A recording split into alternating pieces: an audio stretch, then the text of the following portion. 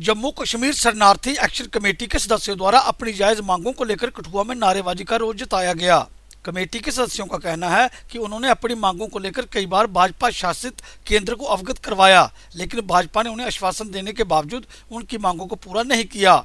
Committee सदस्यों ने कहा कि भाजपा ने जम्मू शरणार्थी एक्शन कमेटी के साथ धोखा किया है।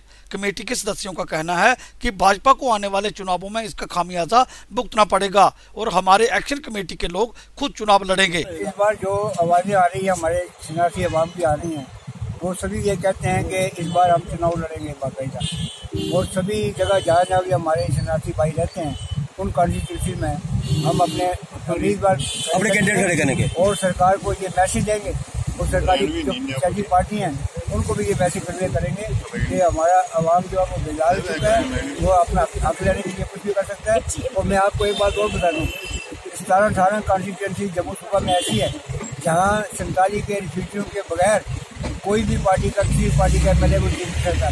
जिस पार्टी को हम सपोर्ट करेंगे उसी पार्टी का एमएलए आएगा।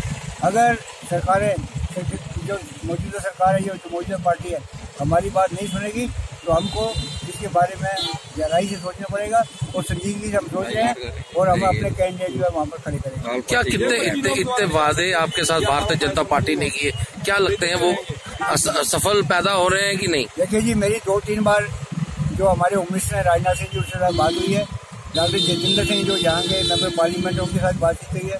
उन्होंने कहा था कि आप 5.5 लाख ले लो। हमने कहा भाई 5.5 लाख रुपया हमारे नुकसान के हिसाब से कुछ भी नहीं, हम इसको नहीं लड़ने के लिए तैयार नहीं है। लेकिन उन्होंने कहा कि हम पे भरोसा करो, आप ये ले लो और हम आपको और भी माकूल मुआवजा जो है हम देंगे। हमने उनको कहा कि आपके जो ऑर्डर निकला है सरकार का उसके मुताबिक तो ये 5.5 लाख ही है। वो कहने लगे वो ऑर्डर को छोड़ो, आप हमारी जुबान पे भरोसा करो, हम आपको माकूल मुआवजा देंगे, वक्त आने पे आपको देंगे। तो आज भी हम उनसे यही इल्तिजा करते हैं, गुजारिश करते हैं कि जो वादे आपने किए पार्लियामेंट कमेटी की रिपोर्ट लागू करने के लिए, जो ऑल पार्टी डेलीगेशन जब आया था जम्मू कश्मीर 2 बार, जब दिल्ली में हमारी उससे मुलाकात हुई और इंडिविजुअल मुलाकात भी होती है। मतलब आपका कहना है बातें ही रह गई? बातें रह गई, लेकिन अभी वक्त है, अभी उनके पास टाइम है और टाइम है वो इस वक्त कर सकते हैं, उनके लिए कोई मुश्किल बात नहीं है।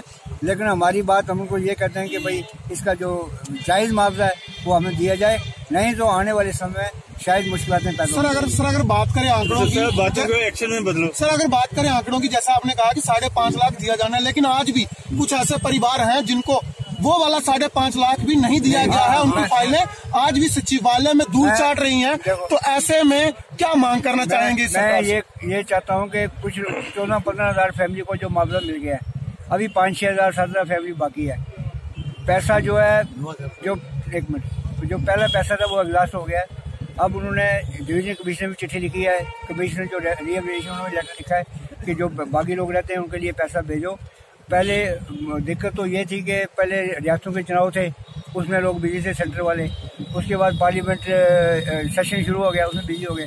अब हमें उम्मीद है कि वो पैसा आ रहा है तो उनको अगले 20-25 दिन में या महीने के अंदर पैसा जो है उनको मिलना चाहिए। सर जिस तरह से आपने बात की कश्मीरी विस्थापितों की कि जब वो कश्मीर से जम्मू आए उनको सफिशिएंट पैकेज दिया गया। सर अगर हम बात करें कश्मीर की, जिस तरह कश्मीर के हालात बुरे हुए थे तब करोड़ों रुपए की राहत पैकेज जो है वो कश्मीर को दिया गया, लेकिन जब बात आई आप लोगों की तब पैसे नहीं आ रहे। सर इस पे क्या कहना चाहें? कहीं ना कहीं सरकार जो है वो ढीला रवैया अपना रही है। तो ये बात आपने कही, इसके बारे में ये कहूँगा कि सरकार का एक तरीकाकार होता है कि पैसा पहले ये सेंक्शन करेंगे, मिनिस्ट्री ऑफ होम अफेयर्स वाले सेंक्शन करेंगे, वो पैसा बैंक को ट्रांसफर होगा, फिर बैंक से वो पैसा जो है हमारे अकाउंट में वो डायरेक्ट बेनिफिट ट्रांसफर जो सिस्टम है उसके तहत आएगा, ऑनलाइन पैसा आएगा। तो मिनिस्ट्री ऑफ होम अफेयर जो है वो अंडर प्रोसेस है ये मसला। तो मेरे ख्याल मतलब आप ये मानते हैं भारतीय जनता पार्टी की कहीं ना कहीं नलायकी जो है वो रही है, जिन रेफ्यूजियों को पैसे नहीं मिले वो वापस लैप्स हो गए। ये कहूँगा जिस स्पीड से जिस रफ्तार से इस पैसे की तकसीम होनी चाहिए वो रफ्तार स्कीम वो नहीं है, क्योंकि उनका ध्यान इस तरफ कम है, बाकी बातों की तरफ ज्यादा है। हमने बहुत बार उनका ध्यान इस तरफ दिलदाने की कोशिश की, उन्होंने वादे भी किए।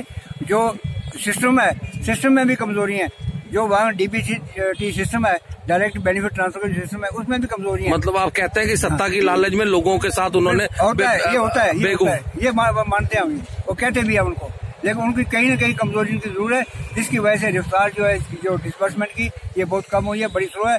2 साल हो गए हैं 2 साल में सिर्फ 14,000 फैमिली को पैसा मिला है, आज भी 10,000। आने वाले इलेक्शनों में क्या मैसेज देना चाहते हैं? मैसेज ये है कि अगर सरकार का यही रवैया रहा तो आने वाले इलेक्शन में जम्मू कश्मीर शरणार्थी एक्शन कमेटी सभी जगहों पर अपने कैंडिडेट खड़े करेगी और सरकार को शायद वो महंगा पड़ेगा। कठुआ से alert India news bureau report.